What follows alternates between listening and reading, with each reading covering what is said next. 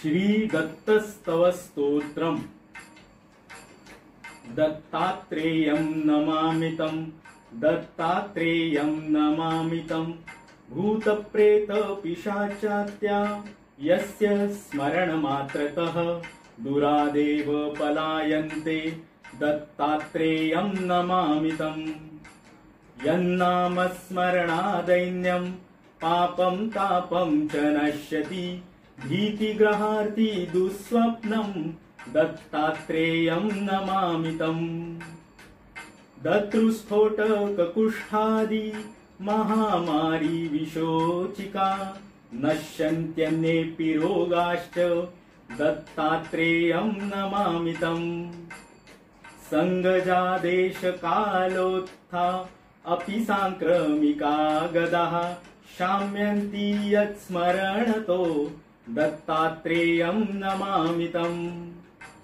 सर्पवृश्चिकद्रष्टानां विषार्तानां शरीरिणां यन्नाम शान्तिदं शीघ्रं दत्तात्रेयं नमामितं त्रिविधोत्पातशमनं विविधारिष्ट्यनाशनं यन्नाम क्रूरभीतिघ्नं दत्तात्रेयं नमामितं वैर्यादिकृतमन्त्रादि प्रयोगा यस्य कीर्तनात् नश्यन्ति देवबाधाश्च दत्तात्रेयं नमामितं यच्छिष्य स्मरणात् सद्यो गतन्नष्टादिलभ्यते यः ईशः सर्वतस्त्राता दत्तात्रेयं नमामितं जयलाभयशकामधातुर्दत्तस्य यस्तवं भोगमोक्षप्रदस्येमं पठे दत्तप्रियो भवेत् पठे दत्तप्रियो भवेत्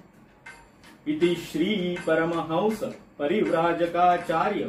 वासुदेवानंद सरस्वती विरचितं श्री दत्तस्तव स्तोत्रं संपूर्णम् अवधूत चिंतन श्री गुरुदेव दत्त।